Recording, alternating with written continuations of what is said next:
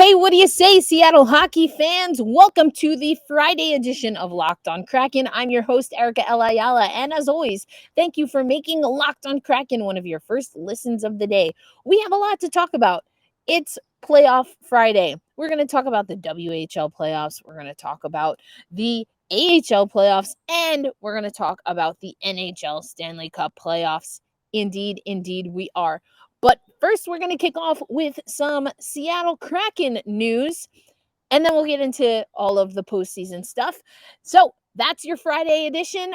Let's get into the show.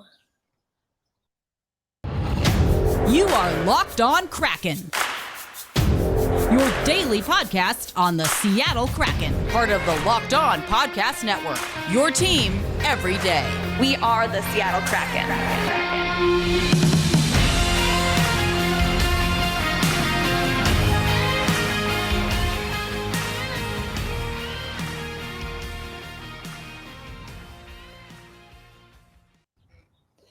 Thank you, as always, for making Locked on Kraken your first listen of the day. I'm your host, Erica Ayala. And like I said, we've got plenty of things to talk about. Now, I've been starting with the playoffs because, it's the fresh thing. It's the big news. But we're going to switch it up and let's talk about our team.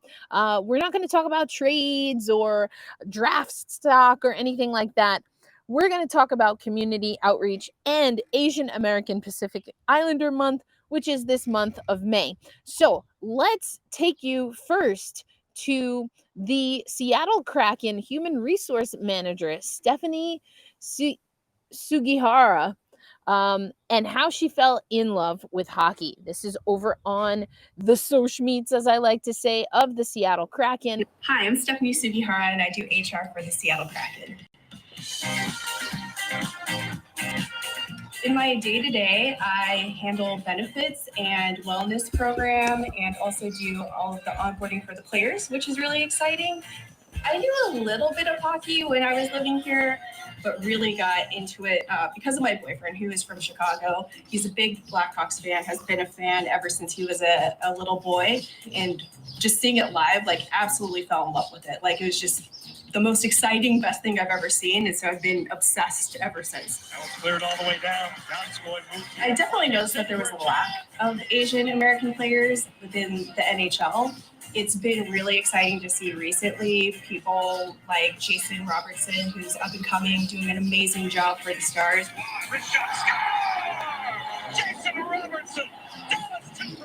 I know that the NHL has a very large diversity department, I should say, that's focusing on initiatives like this, and you do see these initiatives becoming more prominent. If we're going to be making a meaningful response to fight racism and to support social justice, it's got to be all of our players across the board. For me, what it means to be an Asian working in sports is something that you don't see very often, which is not a good thing right now, but I think that that's starting to change. I think that you're starting to see more diversity, not just with Asian Americans, but just people of color in general. I really hope that I can influence somebody by showing, hey, I'm a female, I'm Asian American. I actually don't have any previous experience in sports, yet this organization is willing to give me the opportunity to bring my skills, bring my different perspectives to help improve the culture and to help improve the sport in general. Yeah, absolutely love, as I said, what the Seattle Kraken has been able to do regarding diversity, equity, and inclusion. And just another example, there is also a series coming. Seattle Kraken sat down with some players that it seems like they willingly decided to participate in a conversation about Black History Month. Now, I've mentioned it before. I don't have a player jersey for the Seattle Kraken. I do have a Seattle Kraken jersey, but I don't have a player jersey. And part of the reason that I don't have a player jersey is because I'm going to buy a jersey when we have a melanated, particularly Black or Latino player on the team. But I love that some of the guys were willing to have this conversation, because if we're being quite honest, a lot of times conversations about diversity, equity, and inclusion come from people that look like me, despite the fact that we have a society that racializes us and marginalizes us, and we, generally speaking, have to withstand that while also not being in positions where we can change it. So I think it is really important, quite honestly, for white people to step up into the conversation. So I'm glad the Seattle Kraken is doing that, not just for Pride Month, not just for Black History Month, not just for Women's History Month, but also for Asian American Pacific Islander Month. I am a Latina as well, so I'd love to see the Seattle Kraken continue their initiatives in that way as well. And because the Seattle Kraken, I've told you this before, but I had the honor of being able to write for the Seattle Kraken before they were even the Kraken. They were NHL Seattle. And I wrote about the One Roof Foundation. And the One Roof Foundation has just been honored with the, they've just been honored and profiled for the work that they've done. They have announced how much money that they've raised from some of the different raffles and jersey auctions that they've done. They talk about in this article, in addition to hundreds of volunteer hours, and in less than 3 years, the Kraken and its nonprofit One Roof have provided more than $2 million in cash contributions and $1.3 million in-kind contributions to the families and young people for COVID relief and experience hockey firsthand by coming to watch a game or to skate at the Kraken Community Iceplex in Northgate. So I love that the Seattle Kraken is being honored for the work that they're doing, because I've noticed it right away. For those who may not know, I worked in the nonprofit space for a number of years, almost 15 years, including when I was in college. And I think it's so important. It's something that is very, very near and dear to me. And that's what gravitated me toward the Seattle Kraken. I am quite fine to be working in women's hockey, but the Seattle Kraken got me more interested in what it could look like in men's hockey as well. So anyway, I wanted to give some stick taps there to what the Seattle Kraken is doing. But as promised, we have some playoff hockey to talk about. So coming up next, let's talk about the Stanley Cup playoffs. Woo! I'm sorry, good friend of the show, Armando Velez, quite dejected today after last night's performance from the Florida Panthers, lost in heartbreaking style to the Tampa Bay Lightning, who are on a mission to three-peat. Can they do it? Well, let's talk about it coming up next on Locked on Kraken. But for now, I want to tell you about Built Bar. I've told you about the brownie batter puffs. Now, before, I'm on the road visiting family, but before I left, I got to the birthday cake puffs. I cannot wait to get my hands on the brownie batter puffs. This is, it's batter flavor. I just love batter. I really do. So what's better than making batter and then eating the batter, and then you also get brownies from it or cake from it? Well, I tell you what, it's a Built Bar that is only 140 calories with 17 grams of protein and only 7 grams of sugar. That is what this new creation for Built Bar has. It is the brownie batter puff. That's right. It's the puff takes protein bars to a whole nother level, and you can find them right now on built.com. And when you head over to built.com for your collagen, for your protein bars made with collagen protein, which is great for your hair, for your skin, for your nails, when you do that and you get your brownie batter puffs, make sure you use promo code LOCKED15. That will get you 15% off at built.com. That's right, use a promo code LOCKED15 for 15% off at built.com. As always, I wish you happy snacking.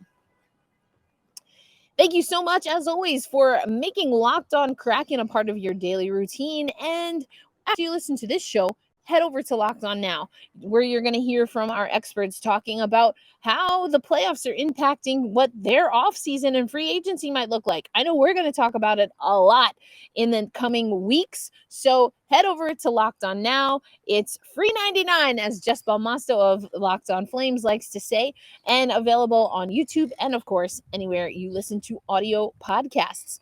All right, folks. We had a scorcher, a wild one yesterday. We're going to start first with the St. Louis Blues.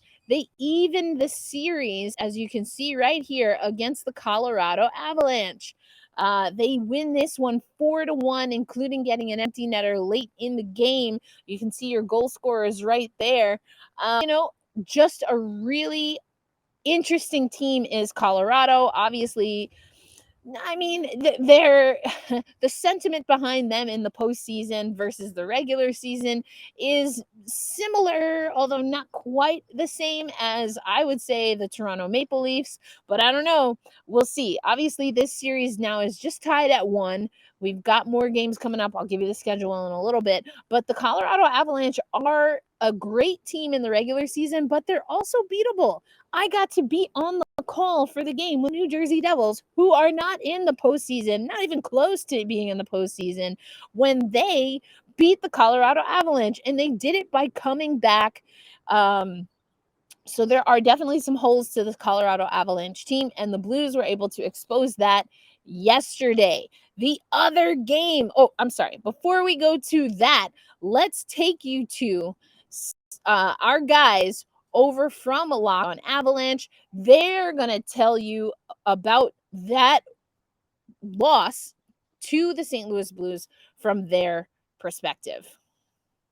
All right, well, you knew this was going to be a series between the Avalanche and the St. Louis Blues, and we have one. It is now tied at 1. The Avs suffered their first loss of these playoffs after 5 in a row, and it was their worst game of the postseason by far. But they were still in it to an extent at the end. But St. Louis they made the adjustments, and they played a much better game than they showed in Game 1. And now we have a tie series, and we go back to St. Louis. Physicality all the way through from St. Louis, making the Avalanche play an uncomfortable game, which resorted to dumping and chasing a lot. And the Avalanche aren't really good at that. And St. Louis did what they had to do. Jordan Binnington did what he had to do. And St. Louis walks away with a win. This is the chess match that we talked about. And the St. Louis Blues, like we said, made their adjustments. Now it's time for the Avalanche to do that. It's not all going to be your first round series against the Nashville Predators, and it's not all going to be Game 1 against these St. Louis Blues. This is a very good team. I'm talking about the Blues, but the Avs obviously are a very good team. So this is a loss. It doesn't kick them out of the playoffs, but some people might think it does, the way that you're reading social media. But it was a loss was going to happen, and if you get a loss, your first loss is your 6th game in the playoffs. I think we'll take those odds most of the time. But series is now tied at 1 as we head back to St. Louis. There you go. Again, a loss that's not going to kick them out. As you also heard, it's their first loss in the playoffs. Not too bad, not too shabby. That being said, the St. Louis Blues, not to be trifled with, you can see from, the penalty box cam that they were pretty riled up and fired up. So what's going to happen when these two teams face off again? Well, we just got to watch the games and, of course, listen to our Locked On shows to find out. And then let's go to what we saw. Let me get my name out of here. Let's go to what we saw in the other series. The Lightning strike again and get a 2-1 win to take a 2-0 lead in the Battle of Florida. Oh, my goodness. What a game this was. It was Colton at 56 in the third period to get the victory for the Tampa Bay Lightning. Let's first hear, as I mentioned, from my main man, Armando. We have squad casted before. This was a tough one. I also did watch, they did a live show over at Locked On Panthers, and I'm not going to lie, folks, it was kind of painful to watch. Even as a third party witnessing, it was kind of painful to watch. Here goes mi hermano, Armando, on the loss from the Panthers' perspective. Where to even start? The Florida Panthers have dropped both games at home for the second year in a row against the two-time defending Stanley Cup champion, Tampa Bay Lightning. What is up, guys? This is Armando Velez from the Locked On Florida Panthers podcast, and the Florida Panthers lose a heartbreaker in Game 2 by a final score of 2-1. Despite letting another power play goal by the Tampa Bay Lightning as the first goal of the game, the Cats are still unable to convert on the power play. Now they're 0 for 25 for the playoffs And that has been the reason why the Florida Panthers find themselves down 0-2 in this series. Sure, the Florida Panthers let in a goal in the with less than 4 seconds left when Nikita Kucherov wasn't even a threat behind the net, and 2 Florida Panthers players draw behind the net, giving Ross Colton an open lane right in front of Sergei Bobrovsky for the game winner. And Bob, he gave the Florida Panthers a chance. And the Cats just couldn't do him any favors, and he's been great all playoffs. And the $10 million man has shown up, but the team in front of him has not. The Panthers are not getting passes in the slot to make Andrei Vasilevsky uncomfortable. Their power play is still. And there's many things for this Florida Panthers team to solve before Game 3 on Sunday afternoon. So listen to my recap of this 2-1 loss and the Florida Panthers being down 0-2. Make sure to listen to my latest recap on the Locked On Florida Panthers podcast with Nick Fairbanks of PantherParkway.com. Your first listen. That was painful, and I'm not gonna lie. If you enjoy misery, then that's what it was for Locked On Panthers. You can hear the heartbreak and desperation in their voice, just really wanting their team to show up, like an 0 for 26 on power play opportunities. Woo! Despite what one head coach of the USA women's hockey team might say, special teams, power play in particular, kind of a big deal in a tournament, and essentially the playoffs are a tournament. So I'm sorry, hermano, I'm sorry you're hurting, but you know what? You don't have to travel too far, so maybe that's a good thing. These two teams will face off again on Sunday and then on Monday. And speaking of the face-off on Monday, I will be with Black Girl Hockey Club as we host a watch party. So Black Girl Hockey Club really wanting to diversify hockey and make it for everyone. And of course, for those who follow me personally, you know that I have started Black Rosie Media, which is a media arm that's going to prioritize providing content that's created by Black women and melanated people. So that's going to be for the Game 4 between these two teams, Tampa and Florida. But before we head over and talk about WHL and AHL playoffs, let's also hear from the other side of the game. No, not just referencing a Erykah Badu song, but literally the other side of this game. What's it like for Tampa fans? Let's hear from our Locked On Lightning host. What an incredible finish in Game 2 as the Lightning take a 2-0 lead in this series over the Florida Panthers. The big story of this game is Ross Colton scoring a game-winning goal. Nothing new to him. 4 seconds left in this one to steal Game 2. Great performances all around from Andrei Vasilevsky, and also a great pass at the end of the game from Nikita Kucherov. A goal coming in the first period from Corey Perry. A great physical game all around from both teams. Almost 90 hits total between the two. The Lightning head back to Amalie Arena Saturday where they could take a 3-0 lead. Make sure to go ahead to follow Locked On Lightning as we talk more about this win and the rest of the series. All right, there you have it. And you heard about the pass from Nikita Kucherov. What I also liked is that if you look at that last play, the lead up to the goal, Florida, they're both Florida. The Florida Panthers actually were trying to make a zone exit. And then Nikita Kucherov comes on the forecheck and he makes a little move, makes Florida, I don't remember who had the puck at the time, but he makes the Florida Panthers adjust.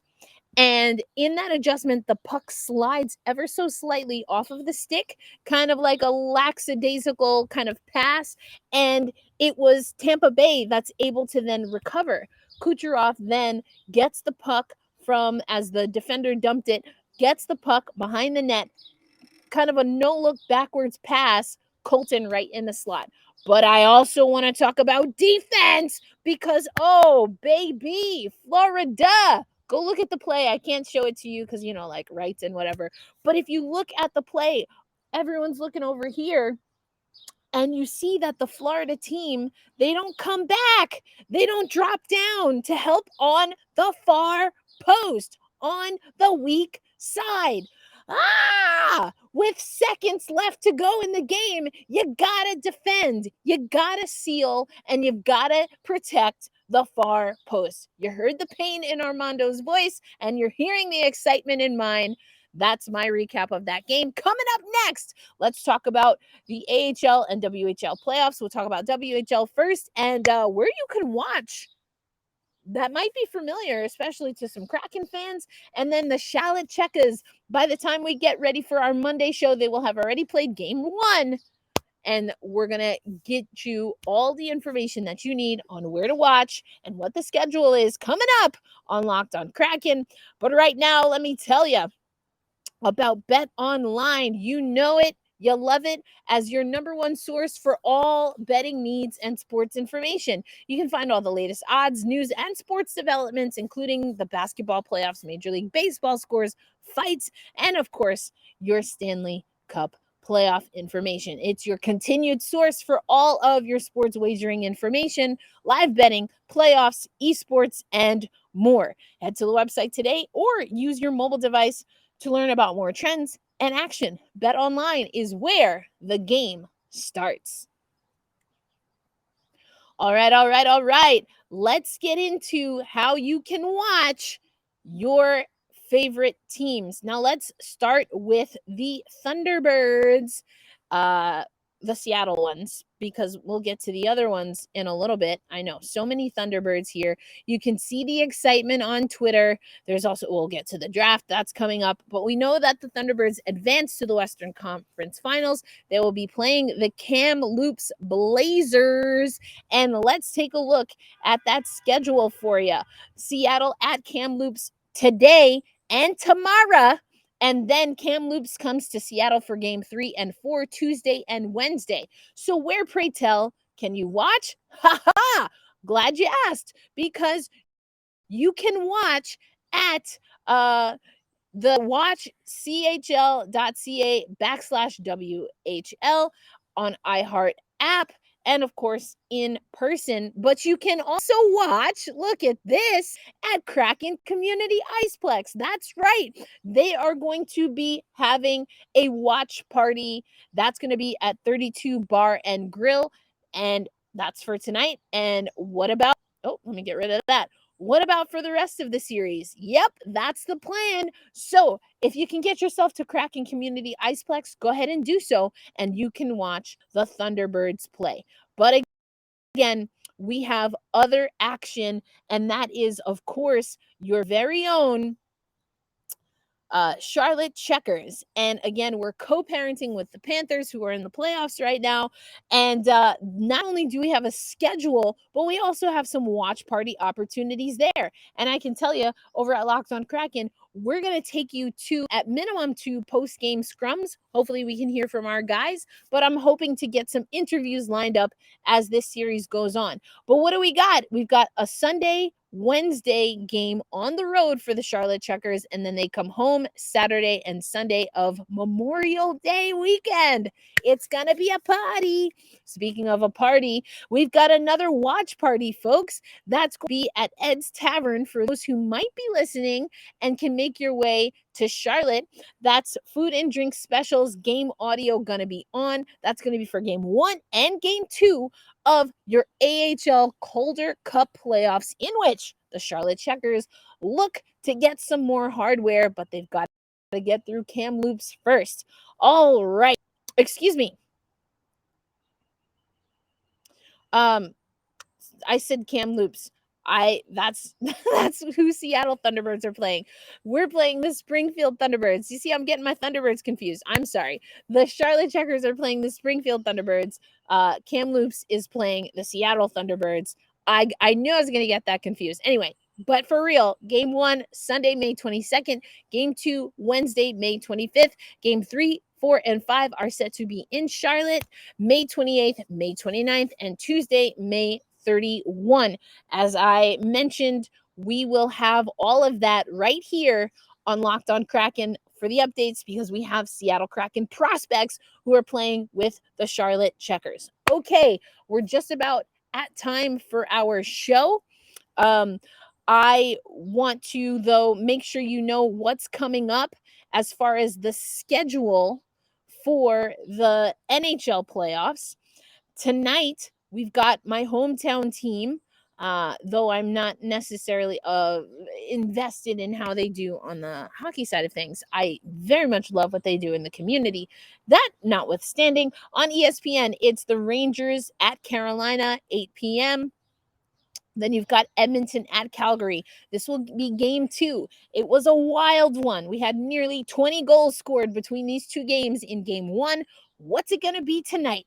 And then on Saturday, these are the matchups that we've got. It's going to be Colorado and St. Louis. Sunday, though, you see that we've got it packed in on Sunday. There's actually 3 games on Sunday. It's Florida at Florida, or Florida at Tampa, Carolina at Rangers, and Calgary at Edmonton. And then Monday, it's a back-to-back for this Florida series. And you've got Colorado playing, but then on Monday, May 23rd is Florida at Florida, Florida at Tampa. And remember, if you would like, you can join me and Black Girl Hockey Club. We're having a watch party. That's for the game 4, Monday, May 23rd, 4 p.m. That is Black Rosie Media and Black Girl Hockey Club inviting you. That's going to be streamed on YouTube. So, if you want additional, I'll say it this way, if you would like additional commentary to what you're hearing on the NHL games, come join me and Black Girl Hockey Club. We're obviously going to talk about the game, but we're going to talk about the amazing news that Black Girl Hockey Club is expanding into Canada. We're going to talk about what Black Rosie Media has coming up and how that's going to relate to making hockey for everyone and making hockey media accessible for everyone. Before we close out the show, let me give you the wellness tip of the day. Did you know that on average, physicians really recommend that you get about 5,000 steps plus a day? Really, if you can hit 6K, you're in a good way. Obviously, 10 or 12K, I set my walking steps to 12,000 a day. But the reason you need to do that is to get moving. And so I had a really great tip. I'm a little bit over time, but every 20 minutes, try to set a reminder every 20 minutes to stand up. Or if you can't stand up because you're doing a podcast, just move your body. Get your body moving, get your body grooving, and try to get at minimum about 5,500 steps a day. That will help you with sleep. That will help you with making sure that you have a good appetite and that you're not, just kind of always looking for empty calories. So get that body moving, get that body grooving. And I hope that if you're listening to this on audio, I can inspire you to stand up. If you're watching on YouTube, just go ahead and shoulder shake a little bit with me. All right, let's go. We got to move our body, stay healthy, and that keeps our mind clear, gets us better rest, and all the things that we know intuitively and also scientifically that are good for us. That's it for today's show. Hold fast, stay true, not just to hockey, but to yourself and to your goals. And I'll see you on Monday. I'll be on the road, but I will also be making sure that you come and join us for our watch party, Black Rosie Media and Black Girl Hockey Club.